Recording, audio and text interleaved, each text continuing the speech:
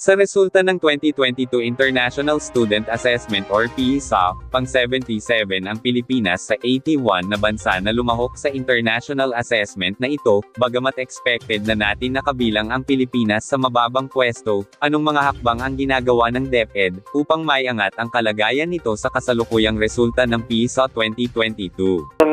Makikita natin na from 2018 to 2022, kahit papano, hindi tayo lalong nag-worsen in terms of results. Naging stagnant nga tayo, no? And going forward, sabi nga nila kahapon, there's really nowhere to go but to improve on these results. Ang ginagawa po natin ngayon sa Department of Education is very aggressive tayo sa National Learning Recovery Program. So, ano po yung nasa loob nun? Yun po yung ating National Reading Program, National Math Program, National Science Program, at nagsimula na po tayo dito sa National Learning Camp. Maliban dyan, magkakaroon tayo ng Catch-Up Fridays. So yung every Friday, read lang po talaga yung ating mga bata.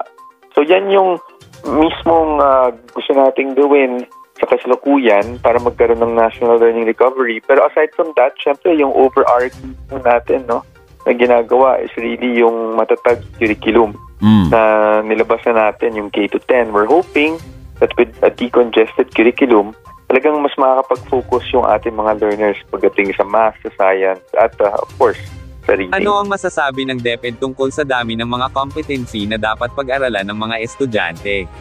Sa palagay niyo ba, kailangang bawasan ito ng DepEd? Well, yun po ang naging kasing pag-aaral din sa ating sa ating curriculum review, na masyadong congested yung ating naging curriculum ngayon, which means napakaraming learning competencies. So ang nangyari, hindi naman po nasabing kalat, pero napakaraming learning competencies na kailangan ma-master ng bata na nagiging imposible ma-master kahit ano, no? So that's why ang ginawa dito sa ating curriculum review is dinicongest po natin yung ating curriculum para mabawasan yung learning competencies at doon tayo sa mga foundational at fundamental, which is yun nga, yung math, science, English. Yung curriculum kasi, no, and all the National Learning Recovery programs that we will be rolling out. Actually, if you think about it, number one, it will take time. Hindi naman po kaagaran, no? Because a curriculum is 12 years in cycle. Hindi po kaagaran na talagang makikita natin yung improvement. Pangalawa, that's really just one part. If you look at the way things are right now, marami pa kasing nakaka-apekto sa ating mga learners. So curriculum is one part. Second part is, of course, we have to provide yung ating ating ibang mga proyekto tulad ng mga basic education infrastructure, so that they will have a conducive learning environment.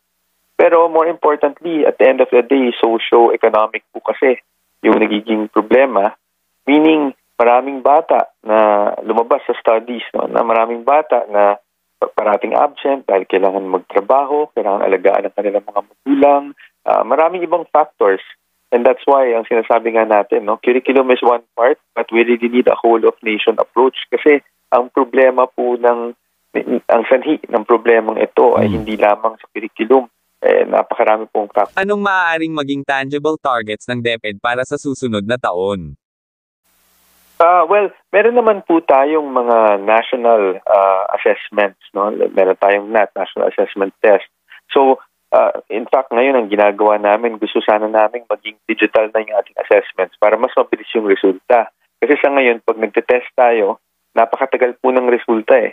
So, hindi rin natin nakikita yung sinasabi niyong 1 notch higher, 2 notches higher. Sa ngayon, although hindi ako makapagsalita kung ano mismo yung basic target, ang gusto talaga natin by 2025 makita tayo ng improvement. No? But if it will be significant, mahirap po magsabi because yun nga, reforms really take time. But definitely, gusto natin rin makita kung itong mga programang ni-roll out natin ay effective. That's why after yung katulad ng National Learning Camp, meron po tayong mga pre-test, meron tayong post-test para makita kung nag-improve ba yung mga learners. No? Kasi kung hindi nag-improve, then maybe we need to do something para i-tweak pa yung mga programa natin. Sa usapin ng teacher factor, ano ang paliwanag ng DepEd tungkol sa kakayahan ng mga guro sa kanilang pagtuturo? Yes ma'am, kasama po yan yung ating teaching quality. Hindi din kasalanan talaga ng ating mga guro kasi yung sistema failed them. Nasabi po yan back in January pa lang. That's why meron tayo ngayong yung teacher yung TEC. So dito meron tayong meron tayong isang komite or commission na talagang susuriin at pagagandahin palalo yung quality of teaching natin, which starts at pre-service nung kinukuha pa rin nila yung kurso nila for education. So meron din po tayong mga changes dyan, whether it be at a pre-service or dito na sa DepEd pag nasa in-service training sila. So yan yung mga talagang focus natin. Sabi ko nga, halo-halo po talaga yung factors. It's not just the curriculum, it's also teaching quality, it's also learner well-being. So all this kailangan talaga na correct. Hindi lang, although ang focus natin ay National Learning Recovery Program, siyempre hindi po natin pwedeng ikaila na yung iba kailangan din nating tugunan. Gaano kahalaga ang contribution ng isang pamilya sa pag-improve ng learning ng mga bata? Yes, tama po kayo. Parental support yung sinasabi natin, And but kaya nga po ang nabanggit natin kanina is at the end of the day, isang malaking sanhi ay yung socio-economic situation. That's why kailangan talaga magtulong-tulong. Hindi lang po ang DepEd, but lahat ng ahensya, lahat ng ating stakeholders. Because the problem is really more than just the curriculum. Anong mga hakbang ang gagawin ni DepEd Secretary Sara Duterte bilang kalihim sa pagpapaunlad ng ahensya base sa kasalukuyang ranking nito sa PISA 2022? Opo.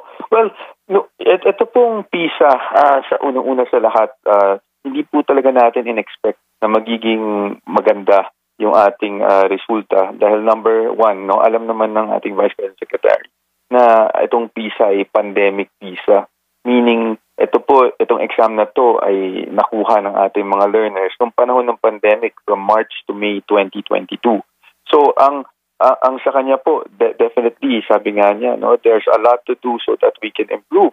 And that's why itong National Learning Recovery Program, even before lumabas yung resulta ng PISA, talagang ni-roll out na kumbaga yan na yung iniisip nating lahat sa department even before lumabas yung results.